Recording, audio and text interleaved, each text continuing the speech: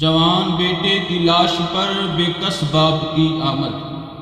جب بے کس باپ نے اپنے بے بس شہزادے کا آخری سلام سنا، فوراً دوڑے شہزادے کی لاش پر پہنچے، اپنا رخسار شہزادے کے رخسار پر رکھ دیا، زاروں قطار رونے لگ گئے۔ بیٹا تیرے بعد اب زندگی دنیا پر خاک ہے، اور فرمایا بیٹا تم دنیا کے ہم و غم سے نجات پا گئے ہو، لیکن تیرا باپ تنہا اکیلا رو رہا ہے اور رہ گیا ہے۔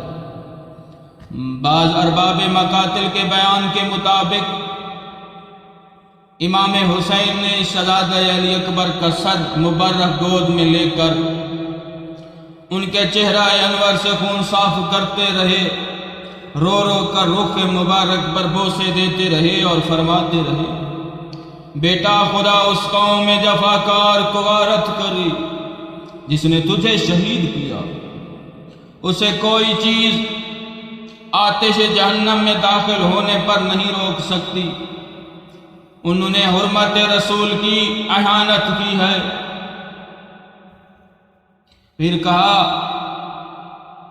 میرے پیارے بیٹے، تیرے چلے جانے کے بعد میری آنکھوں کا نور ختم ہو گیا، میرا پیارا بیٹا میں چل بھی نہیں سکتا، تیری لاش پر بڑے مشکل سے آیا ہوں۔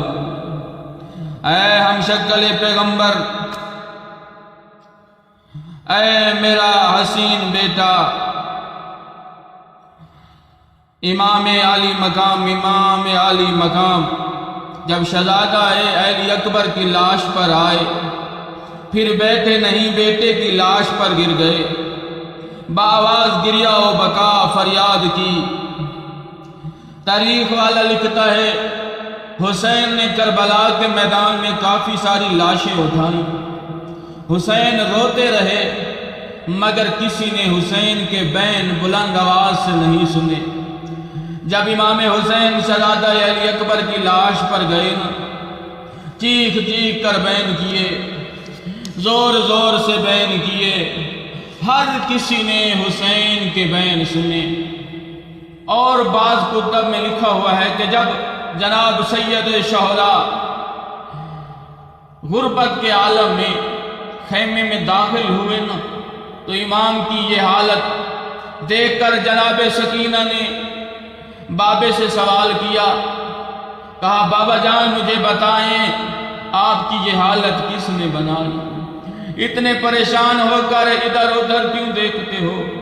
اور میرا بھائی علی اکبر کہاں ہے؟ امام نے جواب دیا، بیٹی فوج اشقیاء نے انہیں شہید کر دیا، یہ سننا ہی تھا بی بی کا۔ آہو بکا شروع کر دی، رونا شروع کر دیا، خیمے سے باہر قدم رکھنا چاہا، مگر امام نے تسلی دیتے ہوئے فرمایا، میری بیٹی سکینہ خدا سے ڈرو، صبر کرو، صبر کے دامن کو ہاتھ سے نہ جانے دو۔